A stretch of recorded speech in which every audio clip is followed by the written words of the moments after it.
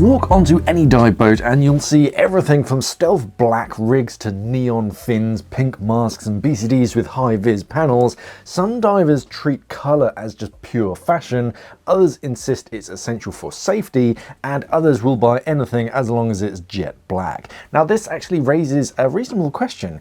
Is coloured scuba equipment a smart, practical choice, or is it mostly underwater vanity? To answer that, it helps to look at visibility, safety, behaviour of marine life, the psychology of scuba divers, and a few practical drawbacks. Hi all of you awesome scuba divers out there, welcome to the Scuba Diving Magazine channel, your favourite place for the latest scuba diving news and gear reviews.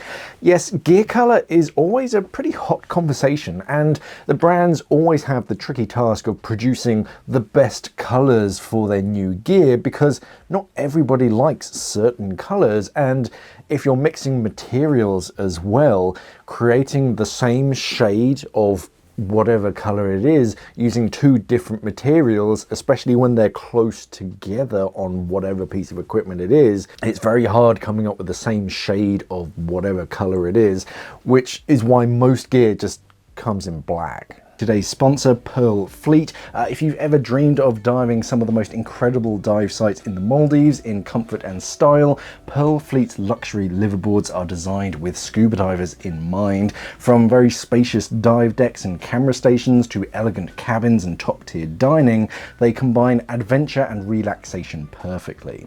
So whether you're exploring vibrant reefs, drifting past mantas, or just enjoying a surface interval on the sun deck, the Pearl Fleet makes every moment unforgettable. What I really like about the Pearl Fleet is that they get divers. So the entire layout of the vessels, the flow of everything, the service itself, everything is set up so that you can focus on what you came for, actually scuba diving. You can find out more about their itineraries, their upcoming trips, their fleet options at pearlfleet.com. Check them out and start planning your next liveaboard adventure. And who knows, your next bucket list dive might just be aboard a Pearl Fleet vessel.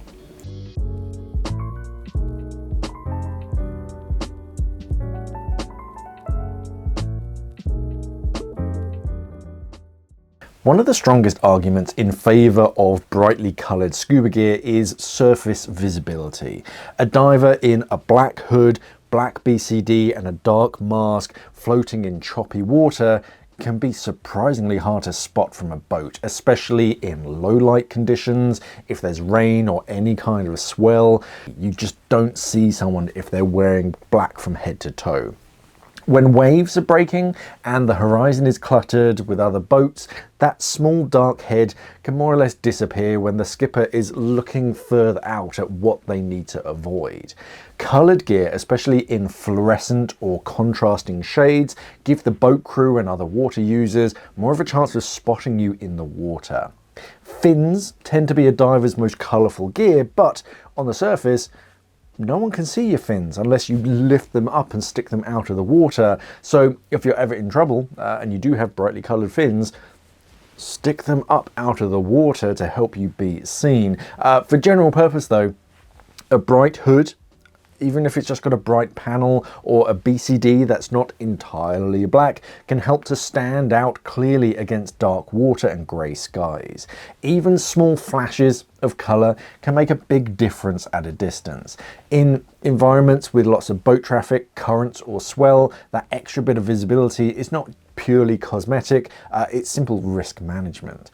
The best addition is obviously a surface marker buoy that can stick out of the water to help you be seen, but if you can have more brightly coloured equipment, it's better than dark drab colours. It is worth remembering that many real-world rescue and search scenarios start with someone trying to locate or track a diver on the surface. A diver who's easier to see with the naked eyes in the first place is less likely to drift out of sight or be missed during a quick head count. From that perspective, having at least one prominent splash of colour somewhere on your kit is a smart, low-effort safety choice. If you're on a dive deck and there's a dude dressed in blue, then you're more likely to think, hey, where's the blue dude if he's missing? As far as surface safety is concerned, cover yourself in reds and oranges and fluorescent colours. The higher up your body, the better.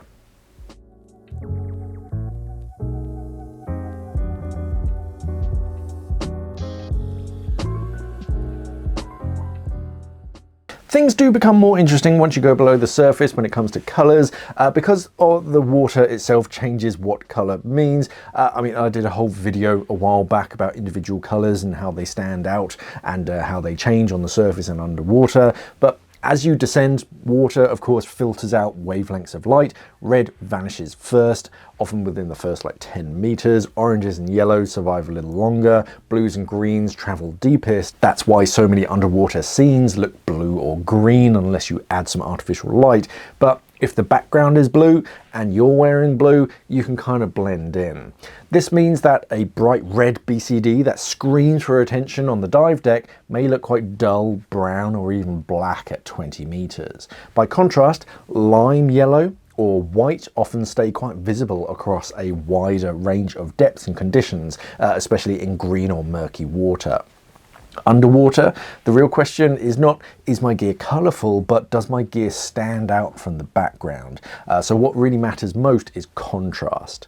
In clear blue tropical water, white or neon fins and mask frames can create a strong outline that makes it very easy for a buddy to pick you out in the water.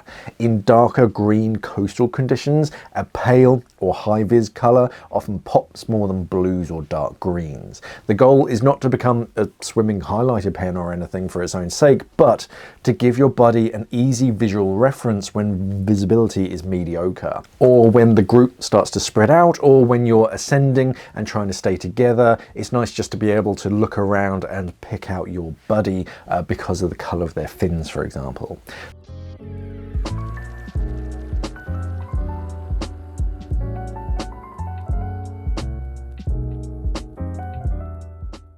Beyond general visibility, colour is genuinely useful for buddy awareness and group control. If you've ever been on a crowded reef with several groups in similar rental gear, you'll know how quickly, my buddy in the black wetsuit really stops being a helpful description.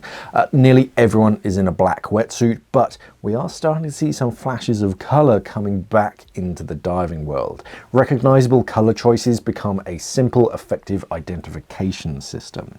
For buddies saying, oh, I'm the diver with the orange fins and the blue wetsuit, that immediately reduces confusion when you're kitting up or reconnecting underwater after a brief separation.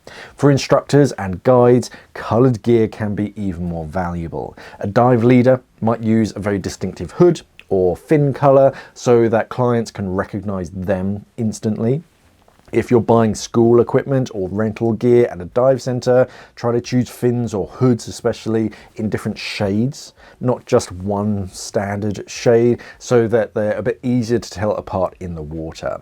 It sounds like a small detail, but when supervising less experienced divers, being able to identify each person at a glance really does save time and reduces stress.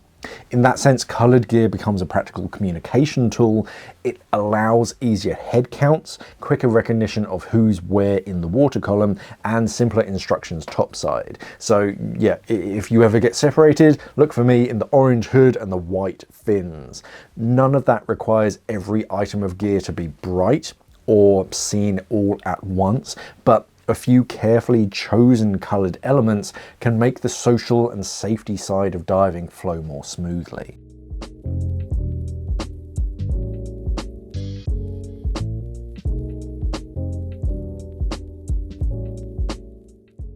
Another common question about brightly coloured dive equipment is whether bright colours disturb marine life or change how animals behave around divers. In most recreational situations, colour by itself is not the main factor that influences how fish and other creatures respond to you. Animals are generally more affected by your movement, your proximity to them, whether you're blocking their escape routes or you're in their territory, how noisy or kind of clumsy you are in the water, but most of all, it really does tend to be the noise of your bubbles, because that's the most foreign thing to them. Many reef fish in particular, they're already surrounded by pretty intense natural colours. Corals, sponges and the fish themselves are often brighter than anything a diver is wearing. For these animals, divers are strange but familiar visitors, and a neon fin blade is unlikely to be the difference between curiosity and avoidance. Calm, slow, respectful behaviour tends to count far more. There are exceptions in specialist contexts. Underwater photographers, for example, they sometimes prefer darker, less reflective gear to avoid unwanted reflections, distractions in frame, or like spooking shy subjects. In these cases, a more neutral look can be an advantage. However, for recreational divers who are not trying to blend into the reef, coloured gear is generally not a problem for marine life, provided it's paired with thoughtful and considerate diving habits. And if you really don't want to disturb marine life or anything, then consider a rebreather to reduce the amount of noise you're producing.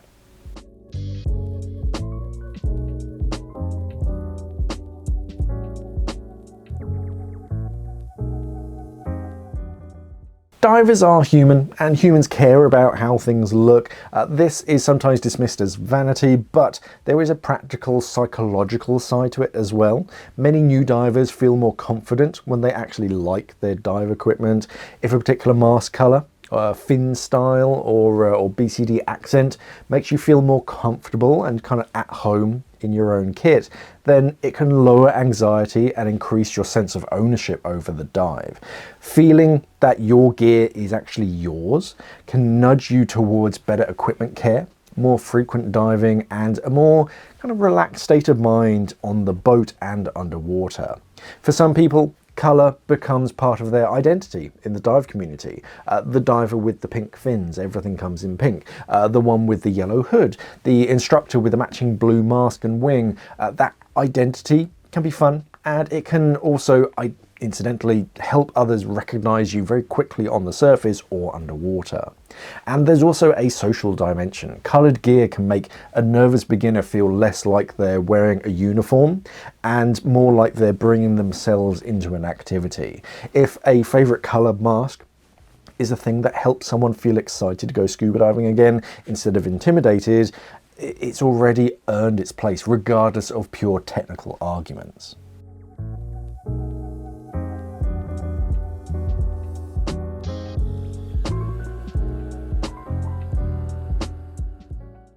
Coloured scuba gear is not all upside though.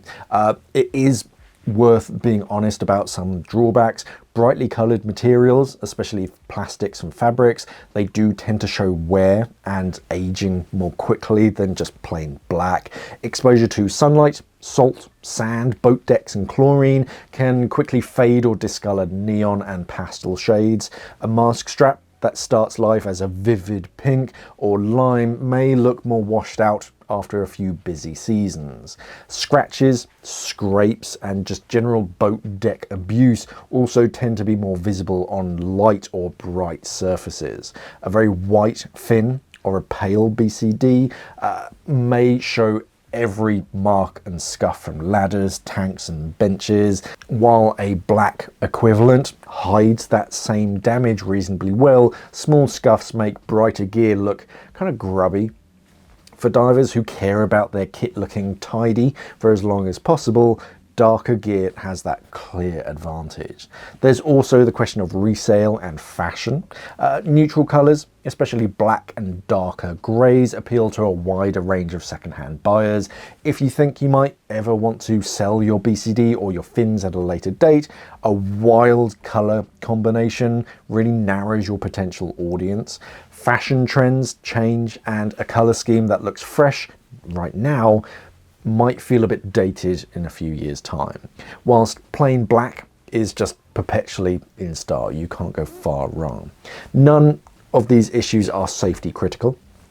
It's after you're moving on and you're selling your equipment secondhand, but they are still worth considering when you are investing in expensive equipment. Perhaps the most important perspective is that colour should be seen as one useful layer in a broader safety system, not a substitute for that system. Bright fins or a high-vis hood do not replace a DSMB, a surface whistle, a torch, good buddy procedures, solid gas planning, or clear pre-dive communication. A diver with all black kit who plans well, deploys a brightly coloured surface marker buoy correctly and stays close to their buddy is still safer than a diver in bright red gear who drifts off alone with no signalling tools. Coloured gear is most effective when it complements good habits. For example, a diver might use a bright hood and fins to make it easier for their buddy to spot them during an ascent, whilst also carrying an orange SMB and a small torch for signalling. A guide may rely on their distinctive kit for quick recognition, but still brief lost buddy procedures and ensure that each diver has an appropriate signalling device. In each case, colour makes things easier, but it's not the foundation of safety. When you put all of this together, coloured scuba gear turns out to be more than just decoration. It can improve surface visibility, it can help buddies and instructors recognise people more easily underwater, and give divers a sense of comfort and identity that supports confidence and enjoyment. It doesn't magically make a dive safe, and it comes with trade-offs in terms of fading, cosmetic wear, and sometimes resale value, but those are manageable issues. The smartest approach is usually a balanced one. A diver doesn't need to have absolutely every single item in a bright shade to enjoy the benefits of colour. A few carefully chosen high visibility elements such as fins, a hood, mask frame, or a BCD just can make you easier to see and identify without turning your kit into a rainbow. At the same time, keeping some items in neutral colours can help preserve a timeless look and hide wear and tear. Ultimately though, it's up to you, but if something comes in a brighter colour, I'm considering that. I started off with most of my gear being black with some flashes of blue and red, and now I lean more into the reds and the oranges so that I can be seen on the surface better. I don't really care if I look a bit like a carrot, just as long as it helps me be found if I'm ever lost at sea. And I do understand now why so many advanced divers, and when you look at stock photos and things, still look like they're dressed for the 80s. It becomes form over function. They don't really care how they look as long as people can see them.